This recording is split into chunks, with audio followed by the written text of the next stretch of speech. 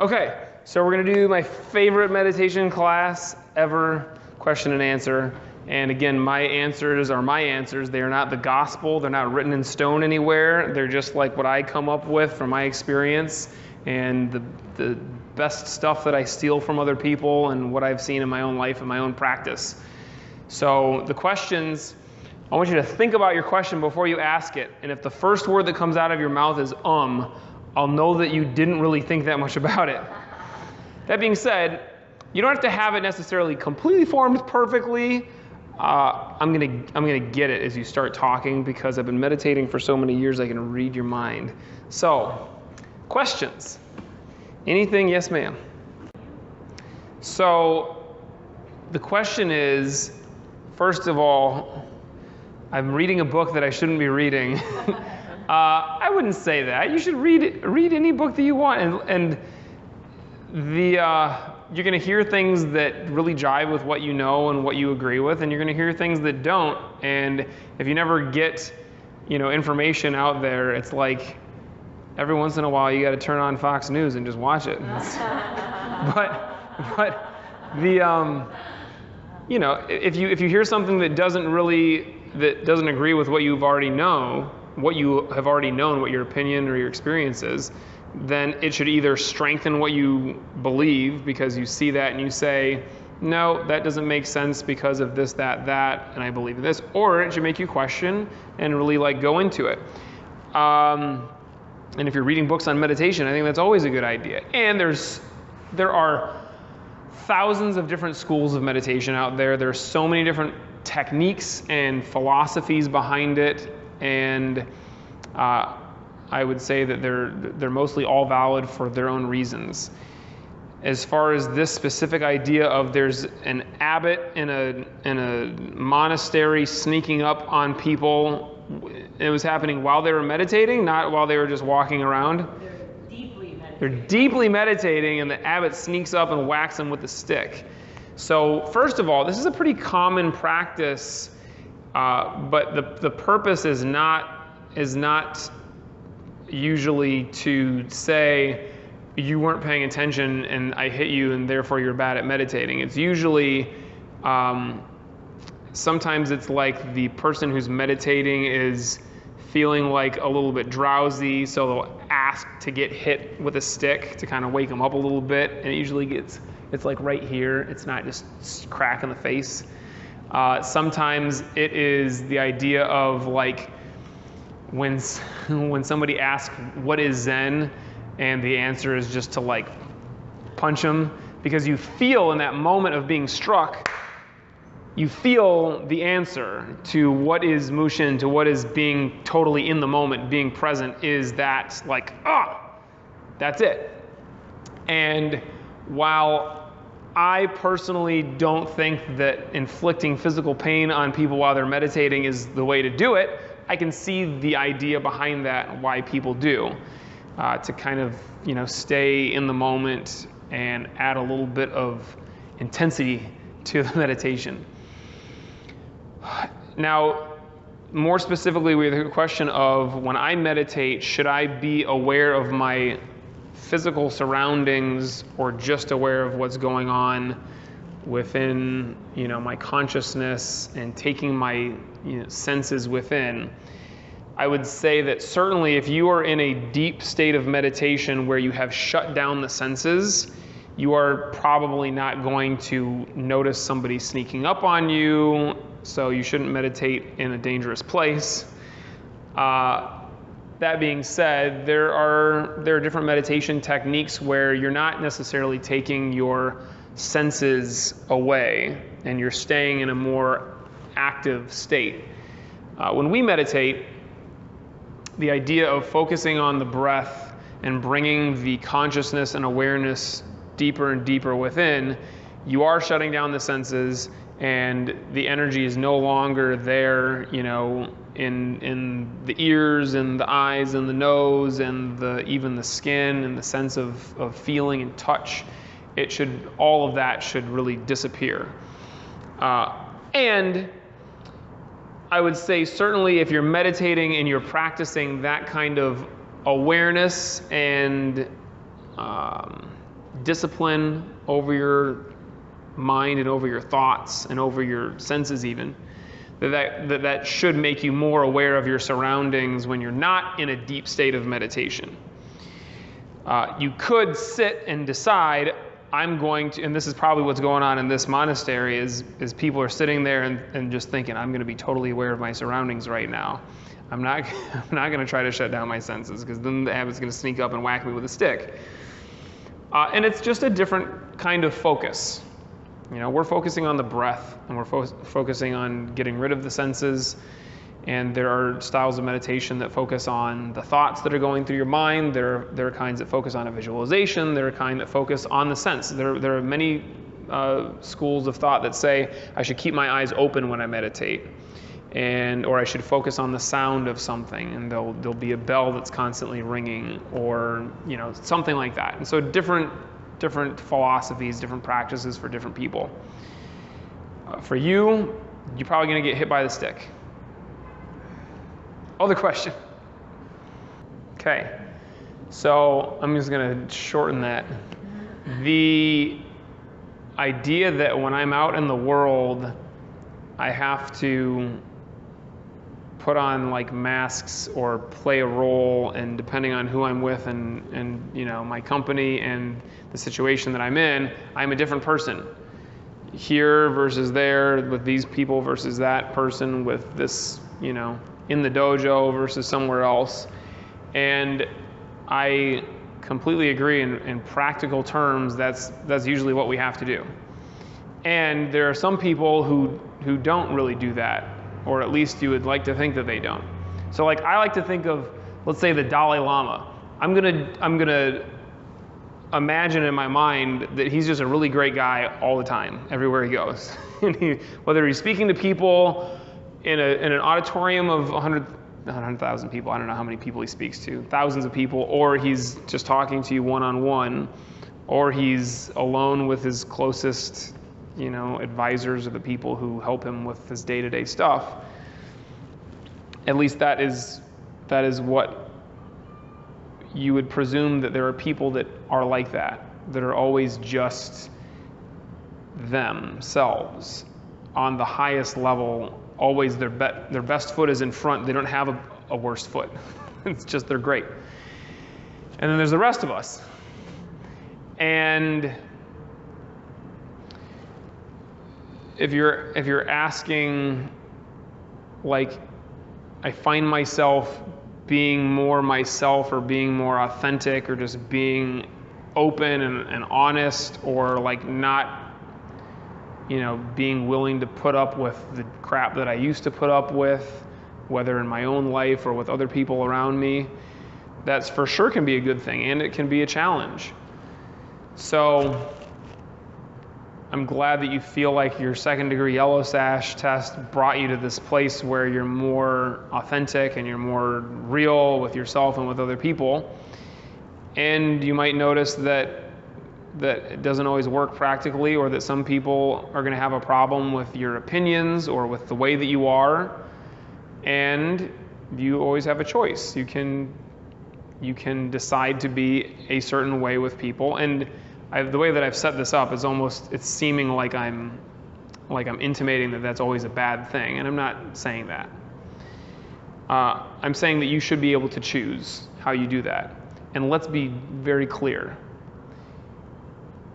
If you could actually choose how you were going to be in every situation with every person, you would choose to be the greatest version of yourself.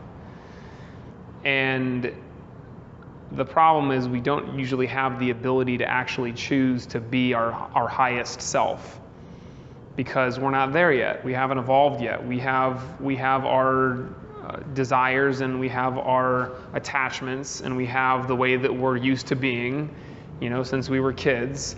And all it takes is somebody to push our buttons in the right way, and we get dragged back into that old state, that old way of being.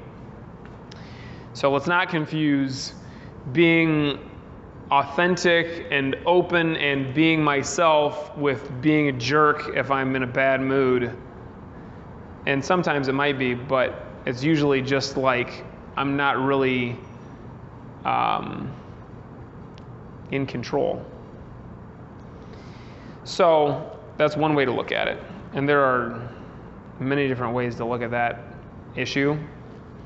But what I find for myself is that if I am really being the person that I choose to be, not everybody's going to love everything that I have to say. And they still usually love me as a person because it's genuine, it's true, and it's a real connection. If you can't actually connect with somebody because you're always putting something in between you and them, like, I feel like I have to be this way, I'm afraid of saying this or that, then you'll never really be with that person. So, in an awareness, mindfulness level, some people are not ready to hear the thing that you think you need to say to them right now, and it might not always be appropriate to say the thing that's on your mind. And if you're being your highest self, usually the thing that you have to say is gonna be just fine. If you're just feeling like being a jerk in that moment, and you convince yourself that this is just me being me, this is just me being open and authentic, and you're like, people don't want to spend time with me anymore, Sifu, then look at that. Take a real look at it. Other question. What am I teaching us? That's a good question. So this is a Zazen sitting meditation, and even within that, there are different specific schools or ideas, but it is a simple sitting Zazen practice where you're clearing the mind. And there are many, many types of sitting meditation, and lots of different ones that use the breath as the anchor. That's the one that we do. I like it a lot because the breath is so key to success in martial arts, in Tai Chi, in Kung Fu, in any internal style. There is a huge component with the breathing. And if you look at it from a self-defense standpoint, to have complete control over your breath and to be able to come back to that. So that is one of the main reasons why we use the breath as the focal point for our meditation. And some people would do a Zazen, a sitting meditation, where instead of focusing on the breath, they'll focus on the thoughts, and they'll just be aware of the thoughts and let them go rather than being attached to them. It's a similar idea. It's still all in service of not being attached to thoughts, being able to clear the mind, and being very aware of your internal environment, being intuitive, like knowing what's going on within yourself. So is that a technique or is it philosophy? Yeah, it's a specific technique, a type of meditation, Zazen sitting meditation. And Zen and martial arts are very similar. In my opinion, they're mostly just synonymous. And the type of meditation that is done in martial arts schools across the world varies greatly. But in Shaolin Temple and in the old Buddhist and Taoist, Zen and Taoist temples in old world China, this is more of what it is, as well as chanting and transcribing sutras and all kinds of other stuff. But the meditation is usually a sitting meditation like this. Other question? So when you say I do morning and night, you mean some days I do morning and some days I do night, or you mean most days I do both? Well, all of those. Some days I do both. Okay, got it. Depends how much time I have. So first, before I say anything, I'm curious about what works best for you. Which days do you feel like your meditations are the best? So do you find that your day is better when you meditate during the morning, and you find that your meditation itself is better when you meditate at night? Yes. So then I would first of all tell you that you should meditate both times, morning and night. You have the great day and you have the great meditation.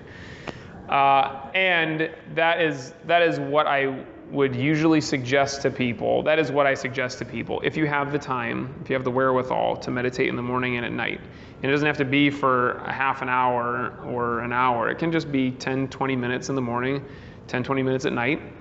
And in my experience, sometimes, depending on the rest of my schedule, the morning meditation is the best. Sometimes the nighttime meditation is the best. It usually is predicated, is that the right use of that word? It depends on how tired I am. And sometimes I'm more tired in the morning and sometimes I'm more tired at night.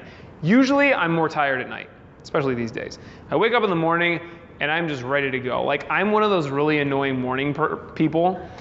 And I, like, the sun shines on my face and I open my eyes and I go, it's going to be a beautiful day. And I throw the covers off me and I jump out of bed and it's like, I don't need coffee, I don't need anything, I'm just like ready. And my meditations are usually really good in the morning. At night, these days, I'm more tired at night. I'm getting old. And so I'll be sitting and if I'm, meditating too late at night, sometimes I'll start to doze off a little bit. And so I'll have to wake myself up a little bit, just hit myself with a stick and then go back to it. So right now, most of my meditations are actually in the afternoon. It's when I have the most time. And if I have a preference, if I can do what I prefer, it's during the morning. And then I get to the end of the day, and if I haven't meditated, I meditate at night. So the nighttime for me is the last stop on the meditation train. It's like, this is it. The train gets to the end of the last station, and it's like you stay on the train until you meditate, and then you get to go to bed. That analogy did not make any sense. So if you live in New York, it's like some of the trains, I've never lived in New York, but the train goes to the last station and that's it. It like doesn't turn around and take you back. That's just it. It stays there. And so, or they come and kick everybody off the train. And so, like, I don't allow myself to go to sleep unless I have meditated. So you have to build that into your practice. You just simply must meditate every day. If you allow yourself to be lazy, I guess. If you tell yourself, I'll just meditate tomorrow, or I meditated more yesterday, or I'll do it more tomorrow, it's just not going to work. You got to make it very consistent. And the simplest way to do it is just within this 24 hours, I'm going to meditate no matter what, absolutely every single day. And you start with consistency, then you go to length, then I can meditate for longer, and then I get deeper within the meditation. But if you don't start with being consistent, you'll never get to the other two. So every day. So that being said, we're going to meditate right now. So for those of you who haven't meditated yet, great. This counts as your meditation.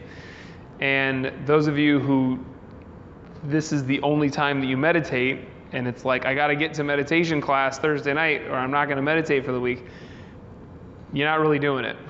I'm just very glad to have you in class. And it's certainly better than not meditating at all. But let's be honest, if you meditate once a week for 15, 20 minutes, it is not having the desired effect. So get on it. Sit comfortably.